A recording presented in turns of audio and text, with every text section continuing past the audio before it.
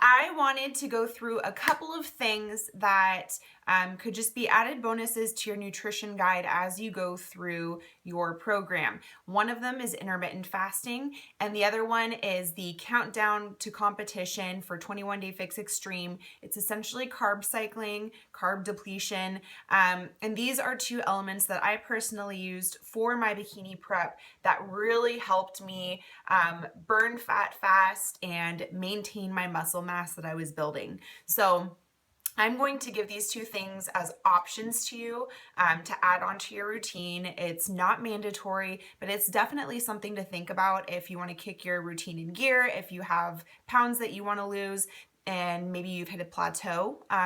This is something that might actually rev your metabolism a little bit and get those extra pounds to drop off. So first and foremost, I'm going to go over the countdown to competition plan.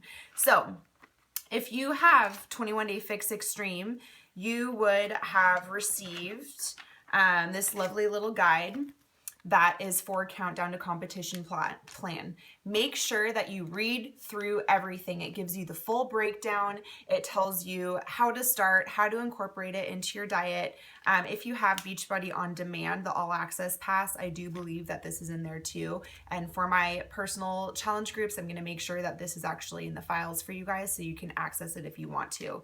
And basically how it works is, I'll open it up and show you.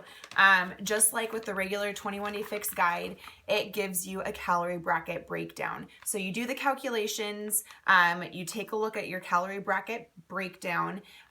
Personally, I was kind of like on the border of 1 and 2 of the brackets, so the first and second bracket, and I am a firm believer in making sure that you're nourishing yourself enough, getting enough calories in your system, especially if you're really active. So I actually bumped myself up to the next calorie bracket, and for me that worked really, really well. And so that way I was getting enough carbs. I wasn't as tired and sluggish, which can happen when you carb cycle. But the whole idea is, you can see the calendar here. You can do it up to 21 days.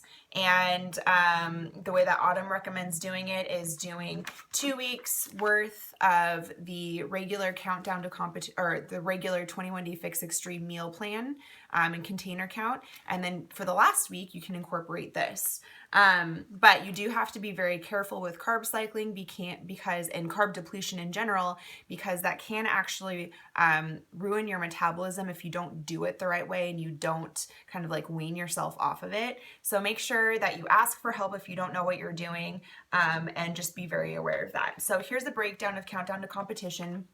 You basically do 2 countdown to competition days and 1 day of the regular 21 Day Fix Extreme meal plan. And the countdown to competition days, once you do the breakdown, it'll kind of show you the container count here.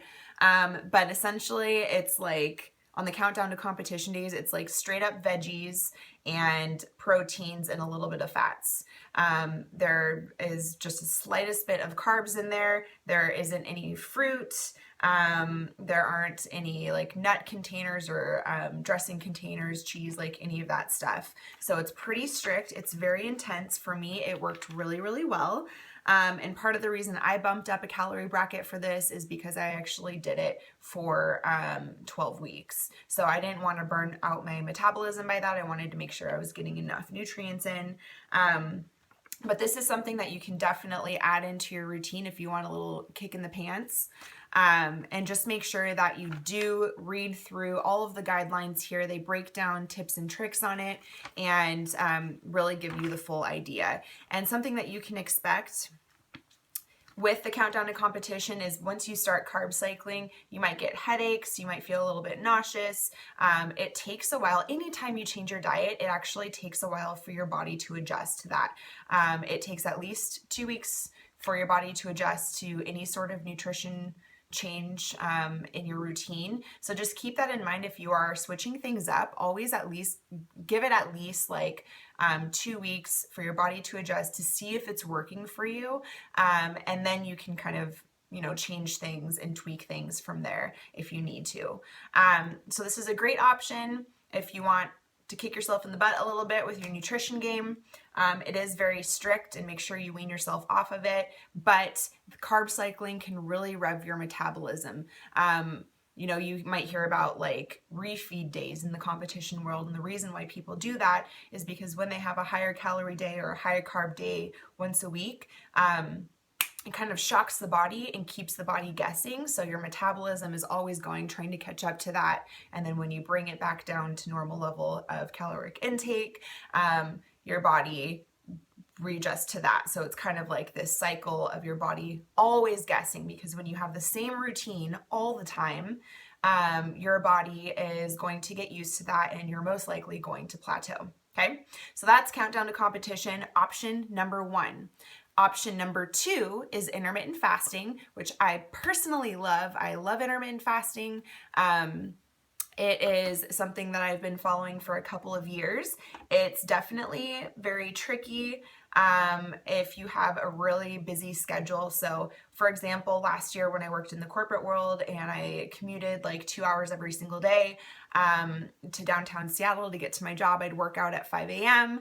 I'd get to my job. By the time I got home, it was like 7 o'clock at night. And for me, I really wanted to have dinner with my husband. So there was a point in time where I had to stop intermittent fasting because for my schedule, it didn't make sense. And I didn't want to keep it, have that keep me from living, because living and enjoying yourself is really important. So this might not be for everybody, but the whole idea behind intermittent fasting is that you eat within an 8-hour window. There are different types of intermittent fasting, but this is the one that I'm going to recommend. You eat in an 8-hour window. So you have 8 hours, and you can decide like when that 8 hours is, when it starts and when it ends. And then you fast, you stop eating for 16 hours.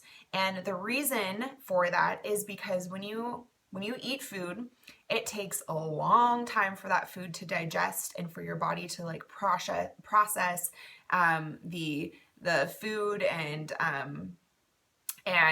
break it down and receive all of the nutrients from that. So if you are constantly snacking throughout the day, you've probably heard people say, you know, don't eat 2 hours before you go to bed. And there's a reason for that, because when you eat right before you go to bed, your body is still working to try and break down that food, and it slows down your metabolism when you go into a resting state, and your body is still trying to work to break down that food and take up all of the nutrients. So you can think of intermittent fasting in 2 stages. You have like the fed state and you have the fasted state. And the fed state is when you're consuming food, it takes between 3 to 5 hours for your body to actually break that down. During that time, your insulin is really high, and it's really difficult for your body to burn fat. And then when you have the fasted state, your body is officially done absorbing all of that food. It's usually like 8 to 12 hours later after you've consumed the food. And at that time, your insulin is actually low, and it makes it easier for your body to burn fat. So by giving yourself that window of time, by having 16 hours off, it is giving your body break from like working and consuming all of those, you know, nutrients and calories, and breaking that down. And the fasted state allows you to burn fat while you're sleeping and while you're, you know, going about your day. And so for me, this is a little bit about a little breakdown of my schedule. I usually start eating around 10, 11 a.m. in the morning, depending on the day. And then I stop eating around 6 to 7 p.m. And I always make sure that I have at least 16 hours. So if my day goes a little bit longer than expected and I stop eating, maybe I have dinner around 7 p.m., the next morning I'll make sure that I won't eat until 11 a.m. so I can have that full 16-hour window. Now, keep in mind, if you decide to do intermittent fasting, it's okay to do it like 5 days a week if you want to. There's nothing wrong with that. That I probably end up doing it. Truthfully, I end up doing it like probably 6 days a week, because there's usually 1 day a week, usually on the weekends, if we're out with friends or we have a party to go to. I always vow that I don't want my bikini prep or intermittent fasting or my nutrition plan to ever get in the way of me living my life because living your life is really important. So you need to figure out what works best for you. and make sure that you stick to that. So, don't feel bad if you're off a couple of days and you didn't stick to your 18 or 8-16 plan. So you can work in intermittent fasting for a few days of the week, and you can also tweak it a little bit. So maybe 8-16 isn't a realistic ratio for you. Maybe 9-15 is. That's going to shorten your fat burning time, but you're still going to have like a little window of there where your body is burning fat and working. So tweak it to what works for you. I've heard of people doing 10 hours of eating and 14 hours of fasting. So make sure that you kind of play around with that. But usually 8-16 is the recommended ratio. And for me, I now stick to this all the time, even though I'm not on Bikini Prep anymore. I love it because I wake up feeling lean. I don't wake up feeling bloated and puffy after all of like the late night snacking that I did the night before. And I usually end up getting really busy in the morning anyway. I do work from home now, and so I try to have a couple of meals in my system before I work out, especially if I'm lifting. So people always ask me that, well, what happens if I work out in the morning? You're gonna have to decide, because if you're the type of person that really needs to eat before you work out and you have to work out in the morning, then intermittent fasting might not work for you, because then you're gonna be finishing your meals at like 4 o'clock in the evening, right? So figure out your schedule, figure out if you can work out maybe later in the day, so that way you can still stick to your intermittent fasting plan. But I think it's a great way to rev your metabolism. I love it. It works well for me. I think it is the reason why I've been able to stay lean even a month after my bikini show, bikini competition. So, but it's not for everybody. But it's something that is worth trying if you are really determined to drop some pounds and make sure that you maintain your muscle mass. Intermittent fasting is a good alternative to tweak your diet so that you're not losing your muscle as much, but you are dropping fat percentage. So those are some options for you to add in. If you do have any questions, don't hesitate to reach out to me. I'm always happy to talk to you guys about it. But just wanted to throw that out there for the people who are really taking their nutrition seriously in our challenge group. So hope you guys have a great day and hope that was helpful for you.